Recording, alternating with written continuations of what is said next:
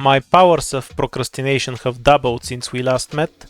I was planning on releasing this video 4 days ago and then working on something else. Instead I played the second best Genshin clone on the market, Wuthering Heights. Oh, you wanna know what I thought about it? The book was better. More importantly, today is a special day. Today I get to talk about a 4-star that is actually good for a change, and you're all forced to listen to me up.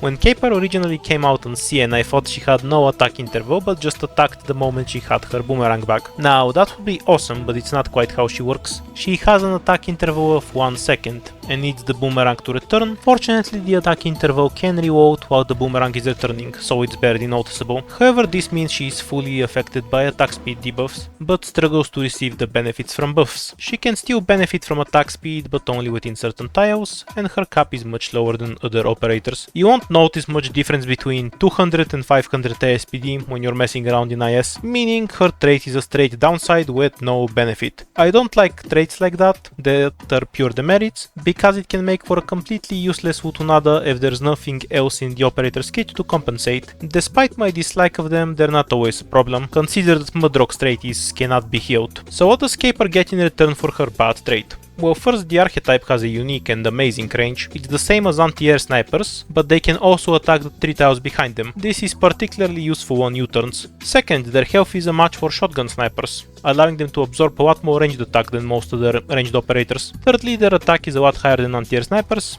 even when you account for the anti-air sniper model. On the neutral side, they don't have anti-air priority. This may be an upside or downside, it depends. So to summarize, we have an archetype similar to anti-air snipers that has reduced attack speed at long range, but in return has higher stats and extra range close around them. I really like this. Unlike what drone casters do to core casters, this archetype isn't outright better in every circumstance, but has clear strengths and weaknesses. Props to Hypergriff, creating an archetype that doesn't power creep another, while at the same time having its own unique niche. So that's the archetype out of the way. Now on to Caper specifically. Raw stats are a bit overlooked among high rarity, because the skills make the operator, but 4 stars have far weaker skill multipliers, so a good stat line is important. A great deal of Cutter strength comes from her being a munchkin. She has attack only thrust, attack only pots, attack and module. It pushes her damage far higher than if she had 40 def and thrust or something like that. Also, her talent is broken. Caper is the same as Cutter there. Thrust only gives attack, pot only give attack, no bad stats you don't want on a DPS. Honestly, they should have added ASPD and the rest to the possible thrust stats for some variety. Anyhow, Caper's talent is critical chance. When attacking, there is a 25% chance to increase that attack's attack to 160%. The way it's written may seem a bit awkward at first, but don't worry, because it's also wrong. It doesn't increase the attack, it multiplies her attack by 1.6 for that one hit. That might sound like the same thing, but it isn't. The difference comes when it interacts with attack buffs.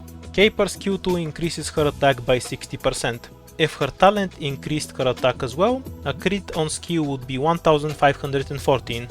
But that's not how it works. Instead, it makes that particular attack hit for 160% of Caper's attack as damage, meaning the damage we get on skill is actually 1762. Both Cruces and Greatroad have the exact same talent, but it's written completely differently for all of them, because Yostar penetrates a certain translation. You might reasonably assume that that's how all crit talents work, but remember that this is Arknights and nothing works consistently. Vigna's crit talent actually does increase her attack, and you can even see it in her stats when she crits. If it was multiplicative, her S2 hits would have 4000 damage on crit. Caper's talent description says it increases the attack value of her attack. This is also wrong. Instead, it applies it per damage instance, meaning when her skill 2 throws 2 boomerangs, each boomerang rolls for crit individually. I haven't tested it, but I'm fairly confident operators with this talent can crit with Sui's Wrath. On to her skills, fucking finally.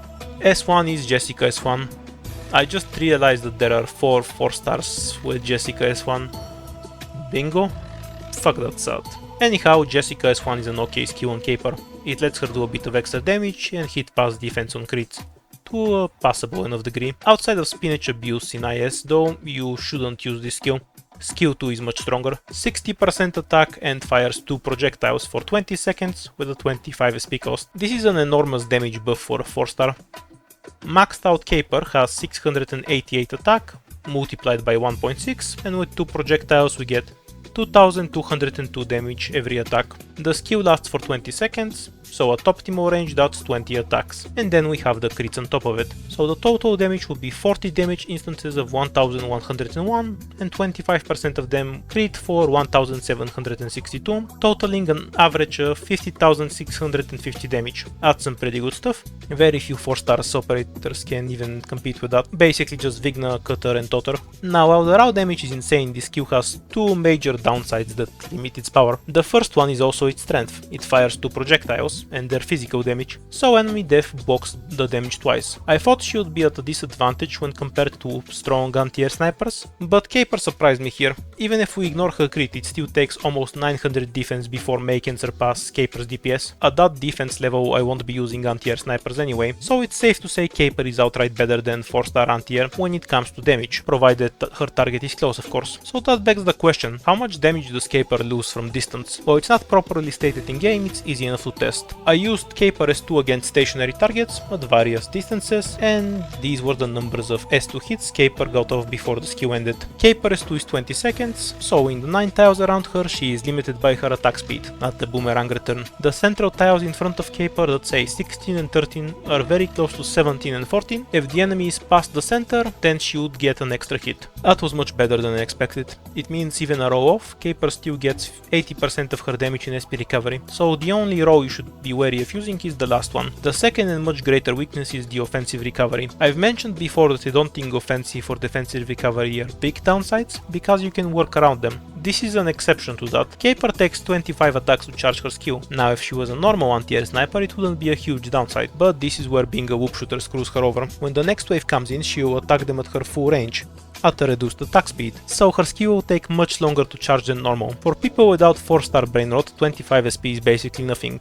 Lisk arm or a stainless S3 device would get her ready in no time. As for brain rotted 4-star players, it's really important to find some offensive style, so you can maximize how much value you can get out of her range compared to other snipers. If she can kill the small trash waves without much effort, it makes it easier to only use S2 when you really need it. We can see that the Caper archetype needs some consideration on how to get the most out of her. While Caper is already fairly strong, we still don't have a model. For the new talent we can only speculate, but regardless of what it is, just increasing her attack and improving her crit will make her much better against defense. That's all I have to say for today, but I've got one question. When Loopshooters eventually get a model, would you prefer it increase the projectile speed, ergo raising their max damage area, or would you prefer it increase the damage they did within their optimal range?